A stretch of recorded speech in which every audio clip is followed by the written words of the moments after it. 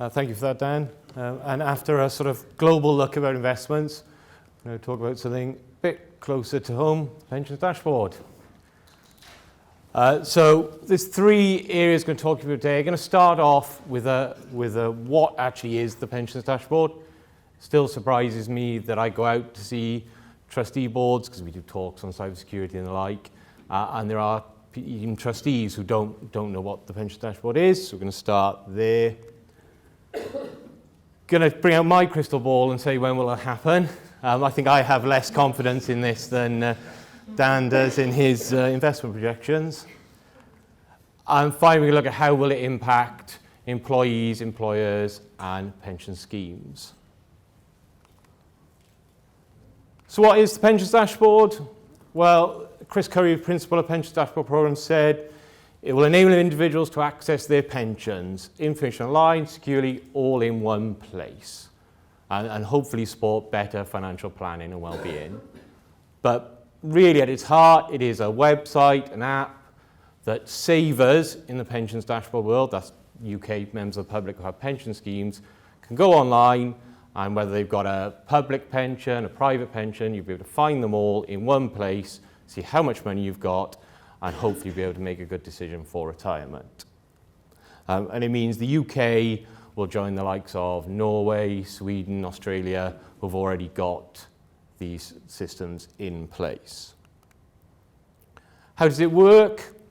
This is a diagram from the regulator themselves, and what it will do is it means you log in, and at the top channel is you will find your pension. You enter some personal details about yourself, and it will go off and talk to every pension scheme across the country and find your pensions.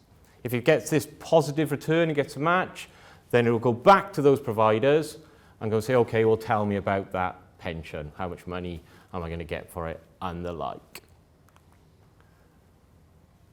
There can only be one. It's not something you'll hear about Pensions Dashboard, because there's going to be many of them.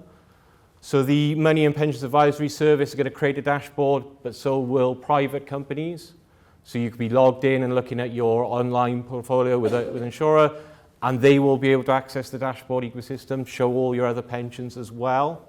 And so it's not just one dashboard. And whenever you talk about big government IT projects, there's always a certain look around in the room, and people might be concerned about the government getting all of this data together about all the pensions across the country, and what does that mean? Well, it's not a big database. So instead, every time anybody, any member of the public logs in and tries to find their pension, it's going to go to every pension scheme across the country and say, do you have me in your pension scheme? So it doesn't matter if you've got 100 members for the dashboard or 100,000, every time somebody logs in, it will ask you.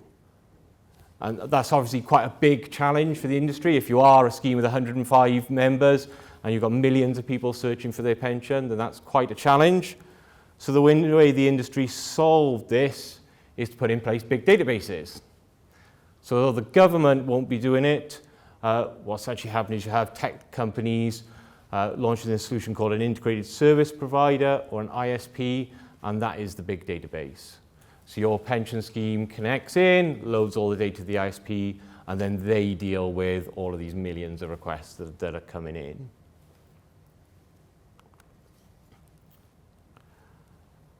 One of the big questions is about what's the dashboard actually going to look like? And we don't know, because they don't really exist. But there are some examples out there. Money Hub has got an example. You can go into a search and you can go have a little play with it. I've got some slides of how they think it will look. It's quite interesting. So when you log in, and there will be this concept of an identity provider. So there will be some way of securely logging in and making sure it is you. And when you log in, it will show you who you are, and it will show you some personal details.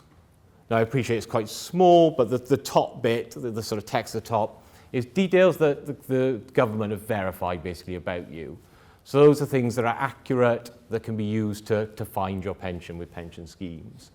And then there will also be some information, and we'll look at this a bit later, that the people, members of the public provide, such as email address, national insurance number, and the like to help find a pension.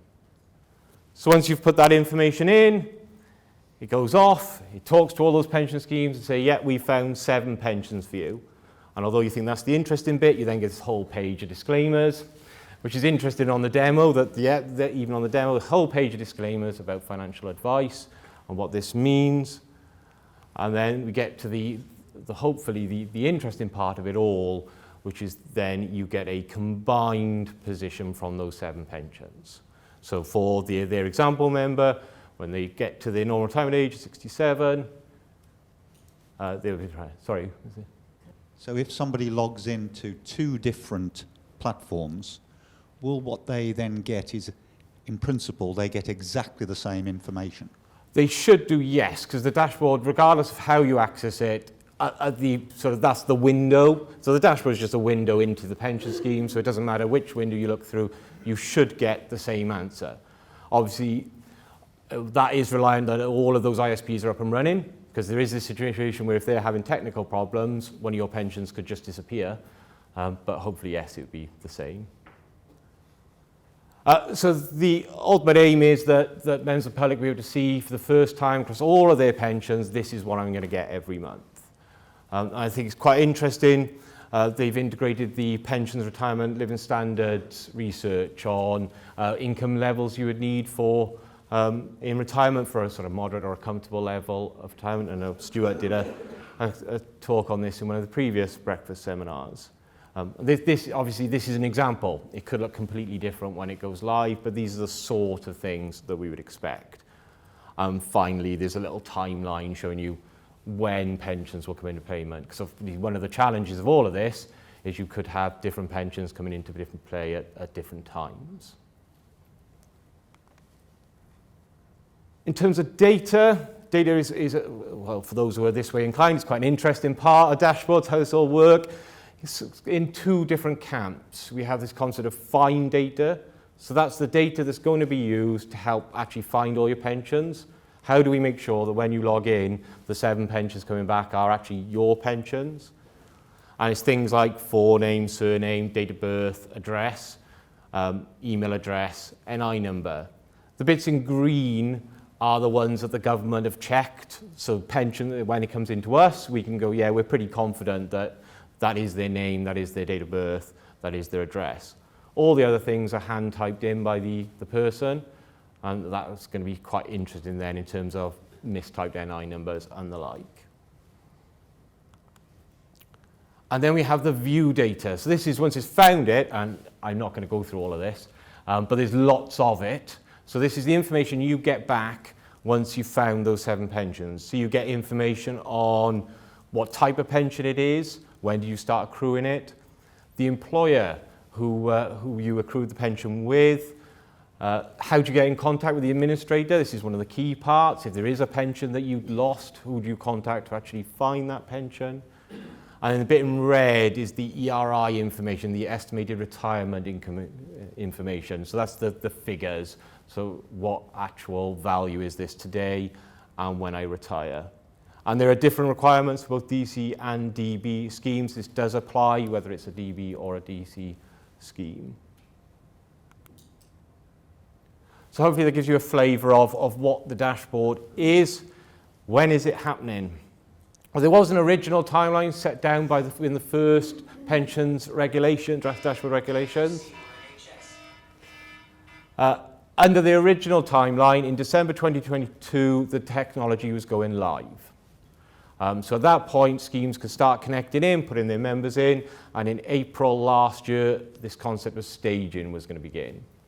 Staging is the process of pension schemes actually connecting up and saying, yes, you can now find our members on scheme. And so that was going to start with the master trusts, the state pension, the big pension providers would start in April. And then April this year, we were due to hit the DAP, which is the most important date on the dashboard calendar, which is the dashboard availability point. This is the point at which it's open to the public. You all could go online and go and hopefully find all those pensions that you've lost.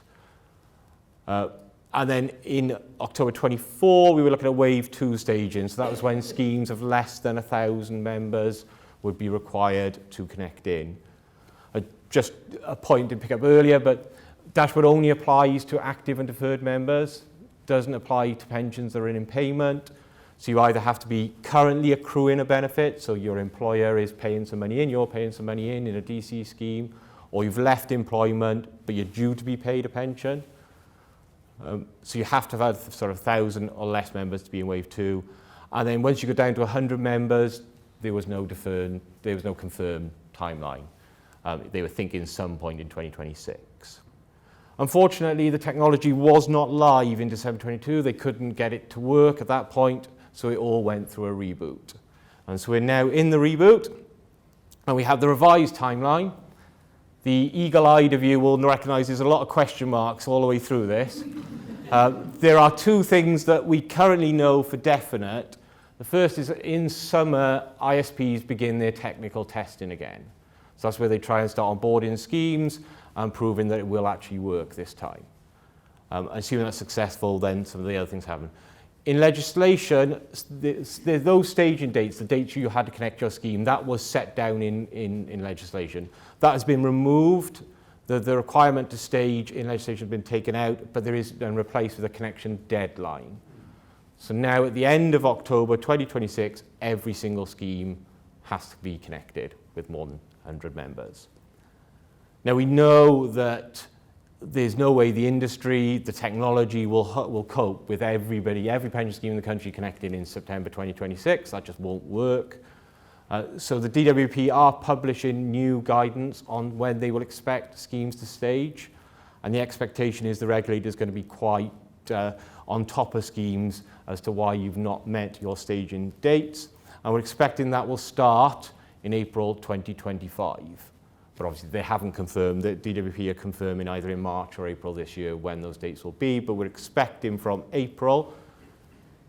In May, then savers will be able to start accessing the system. So this will be invitation only. And so for certain schemes, bigger schemes, say some members of the public will be able to access the system, assuming that all the technology and everything else has worked. And this could create quite an interesting challenge for employers about how you communicate this, because we haven't reached the dashboard availability point yet, which will be some point between May and July. But it means almost certainly if your pension scheme has less than 5,000 relevant members, that availability point will be before your members are on the scheme. So your employees could be at a situation whereby they can't find their pension. We'll look at that later. But yeah, October 2026, it's happening, it's in legislation, and we wait and see. It is worth noting at this point that there is cross-party support in Parliament for dashboards. So should there be a change in government, we're not expecting that to materially impact things. For a while, Labour were not a fan of this multi-dashboard approach. They wanted it just to be one dashboard, but in January they changed their mind. And now they are in support of the multi-dashboard approach as well. So it's unlikely change of government would impact this. How is this going to impact schemes and employers? Well, there are loads of challenges around dashboard. There's 4 key areas I'm going to talk about. First, we're going to look at data challenges, because for any of this to work, the data has to be good. Communication challenges, which I touched on, and then look at ABCs and cost for this. This is a really interesting piece when you're looking at it, because the pensions regulator is going to set out SLAs around matching and things like that, and we catch with them quite regularly, and one of the things they've said is they're going to be looking for outliers in schemes, that if your scheme is not returning the right number of matches, or sort of the industry average number of matches, then they're going to be coming and asking, well, why? What are you doing with your match? And that means nobody's finding their pension. But for this to work, you've got to have good data. And we know data is a problem across the industry. There are problems with invalid collection at source. When organisations started looking at this, the finding is around 1% of date of births that are held on pension records are wrong. Because back in the day, they were typed into systems wrong, or they were copied off paper files wrong, or they've just been degraded because they've been transferred and converted from US to UK date formats, and all of these problems you have with data. We know that data degrades over time, people move address and all those things. So the address, which is one of the primary fields for matching, is likely going to be wrong for a number of people. Missing data, one of the important parts when you find your pension is, well, where did this pension come from? But historically, employers' information in pension schemes has not been that valid. You don't need it for calculating the benefit. So especially if your scheme's moved administrators a few times, employment data is one of those things that does usually get dropped off, and you have a lovely unknown for which the name of the company was. Or the company's changed names a number of times and the records haven't been kept up to date. And there remains a problem with calculations. So schemes, especially if you're a small scheme, you might not have automation. All of a sudden, you've got to provide benefits online 365 days a year. There is a provision that if you can't provide that for some reason, like it's all on paper files, you have 10 working days from the point at which somebody logs in to put that figure up so they can access it. I think as employers who want their employees to understand about their pension, as trustees, if we want the dashboard to work, and it can be a genuinely good tool, and when they work for us, really you want people when they log in to get the information. They're in that context, they want to understand about their pension. We know engagement is very hard with pension schemes. If they log in and half the figures aren't there, are they actually going to log back in after the 10 days? We don't know. So calculations remains an issue. Schemes don't have to do deferred benefit statements. For a while we were looking at with IOPS too whether we would have to. So this will be a challenge that administrators and trustees need to deal with. Communication throughout this is going to be interesting over the next 2 years. If you're a multiple scheme employer, if you've just got multiple schemes, you might have some staging right at the start because that's part of a master trust, and then you might have a small DB scheme where they're right at the end.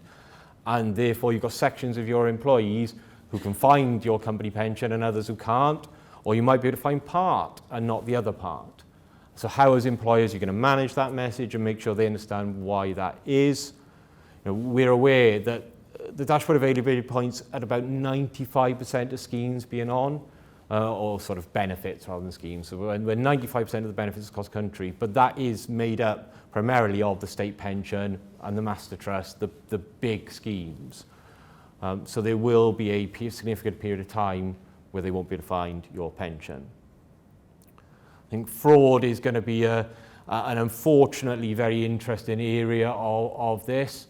There's not one dashboard, so there's not one set of branding that is going to be used for making this genuine, and that's rife for fraud, for phishing attacks on people. I think this could be a really big area and somewhere where employers and trustees want to be communicating with their staff, making them aware of the benefits, definitely, but also of the risks.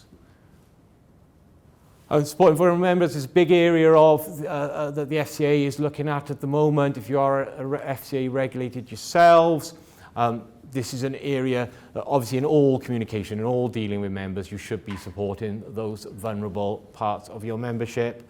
But it's something, the pension dashboard introduces a whole new system, a whole new way of engaging, and it is worth asking the question of your administrators, how are they going to look after these members and support them through their pensions dashboard journey.